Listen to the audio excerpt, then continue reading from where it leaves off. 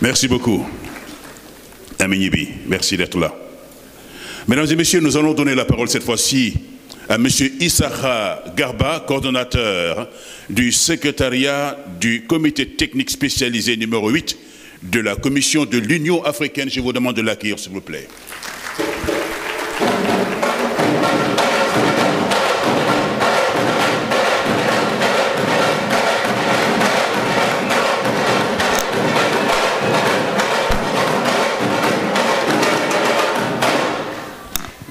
Merci. Merci. Monsieur le ministre de l'Urbanisme, des collectivités territoriales et de l'aménagement des territoires de la République du Sénégal et président du sous-comité décentralisation et gouvernance locale du comité technique spécialisé de l'Union africaine, Mesdames et Messieurs les ministres, Monsieur le maire de Dakar, Monsieur le Président de l'Union des associations des élus locaux du Sénégal, Monsieur le secrétaire général de l'OIDP Afrique, Monsieur le secrétaire général du CIG Afrique, Excellences, Mesdames et Messieurs, distingués invités, tout protocole dûment suivi, bonjour.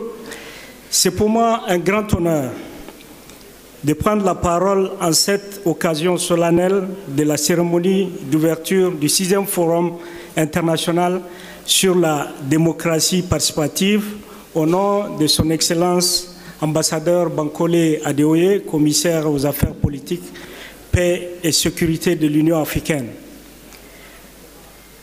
Le commissaire aurait souhaité être présent ici dans cette belle et hospitalière ville de Dakar pour s'adresser à vous. Malheureusement, des événements aussi importants que cette rencontre l'ont empêché d'être des vôtres. Il m'a donc chargé, Monsieur le ministre, de vous transmettre ces chaleureuses et différentes salutations ainsi que ses vœux de réussite pour la présente conférence. Je voudrais remercier Monsieur le ministre de l'Urbanisme, des collectivités territoriales et de l'aménagement des territoires pour avoir invité la Commission de l'Union africaine à cette importante conférence et aussi saluer son leadership éclairé en tant que président du sous-comité décentralisation et gouvernance locale du comité technique spécialisé numéro 8 de l'Union africaine. Je voudrais aussi remercier et féliciter le secrétaire général de OIDP Afrique pour l'excellente organisation de cette conférence qui offre aux collectivités locales, aux autorités locales et aux autres acteurs locaux l'occasion de discuter et d'échanger des expériences qui contribueront à améliorer la qualité de la démocratie participative et l'autonomisation des communautés au sein de nos villes et territoires. Ce rassemblement a lieu à un moment très opportun alors que le développement de l'Afrique se trouve face à de multiples crises et se trouve à un moment critique pour explorer les solutions possibles qui peuvent transformer les moyens de subsistance des populations et aussi et le gouvernement local reste une pierre angulaire pour traduire ces idées en action. Mesdames et Messieurs distingués participants, le thème qui nous rassemble aujourd'hui, de la résilience à la souveraineté, le rôle des villes, des territoires et des acteurs locaux, nous appelle à réfléchir profondément à la manière dont les institutions locales africaines peuvent aller au-delà des chocs survécus et affirmer leur leadership dans l'élaboration de la trajectoire du développement du continent. Un voyage de la résilience à la véritable souveraineté.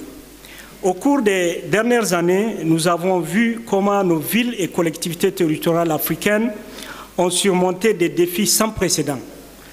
Climatiques, crise sanitaire, pression démographique et incertitudes économiques. Pourtant, au milieu de ces perturbations, nos acteurs locaux ont fait preuve d'une ingéniosité remarquable de mobiliser les communautés, d'innover dans la prestation des services et aussi de maintenir l'espoir en période d'adversité. La question qui demeure est comment les soutenir et les aider à passer de la résilience à la souveraineté. Nos échanges au cours de cette conférence vont peut-être aborder la manière dont nous passons de la résilience, c'est-à-dire notre capacité à résister au choc, à la souveraineté et à notre capacité à être autonome et décider de la manière de façonner l'avenir de nos villes, territoires et communautés. Il s'agit de renforcer la gouvernance locale, d'améliorer la cohérence des politiques entre les niveaux national et local et d'investir dans les capacités locales, le financement et la transformation numérique. Il est temps de transformer la force d'adaptation en pouvoir de transformation pour définir nos priorités, mobiliser nos propres ressources et déterminer l'avenir de nos villes et territoires. La souveraineté, en ce sens, n'est pas l'isolement. Il s'agit d'une interdépendance fondée sur la capacité de nos institutions locales à gouverner, à financer et à fournir des services à leur population. Excellences, Mesdames et Messieurs, distingués participants, l'agenda 2063, l'Afrique que nous voulons, envisage une Afrique intégrée, prospère et pacifique, dirigée par ses propres citoyens. Cette vision repose sur la force de systèmes de gouvernance locale inclusifs, responsables et dotés de ressources suffisantes pour catalyser le développement dirigé par les citoyens. C'est pourquoi l'Union africaine continue de promouvoir la signature et la ratification de la Charte africaine des valeurs et principes de la décentralisation, de la gouvernance locale et du développement local.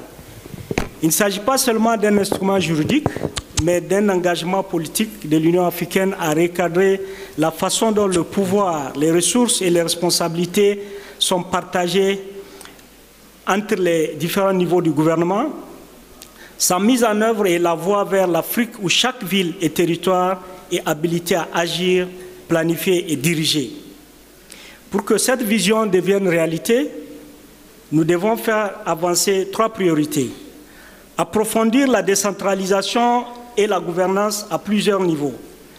Les autorités nationales et locales doivent travailler en partenariat et non en hiérarchie et doivent le faire avec des mandats clairs, des systèmes fiscaux transparents et une responsabilité conjointe pour les résultats du développement. Deuxièmement, investir dans les capacités et les finances des villes et des collectivités locales.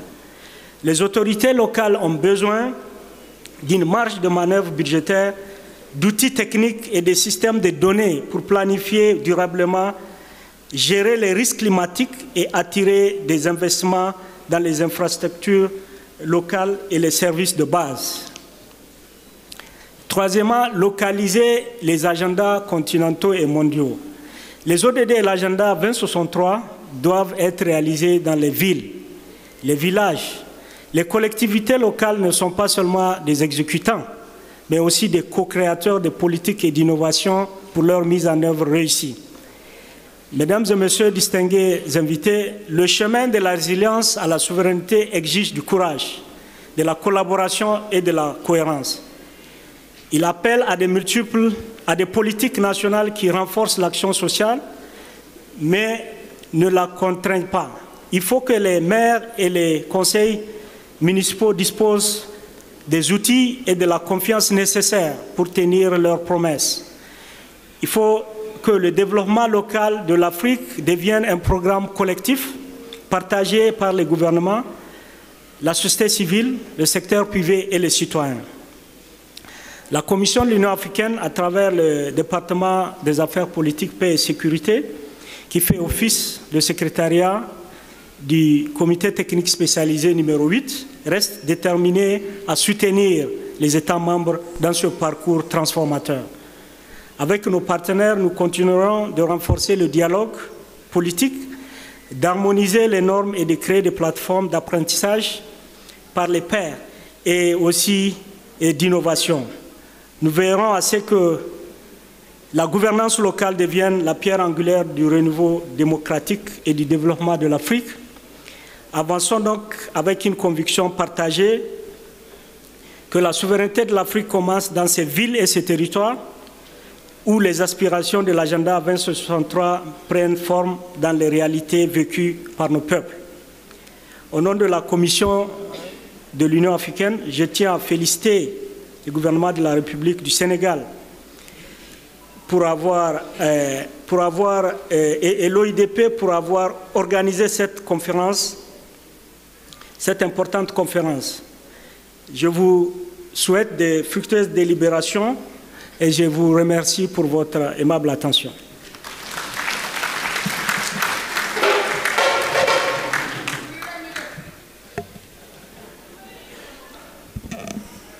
Voilà, merci beaucoup, Monsieur Issakha Garba, coordonnateur du secrétariat du CTS numéro 8 de la Commission de l'Union africaine. Merci. Mesdames et messieurs, nous allons accueillir le champion des champions qui nous a valu ce rendez-vous panafricain.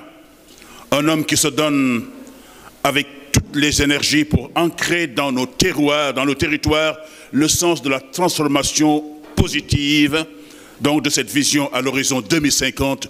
J'ai nommé M.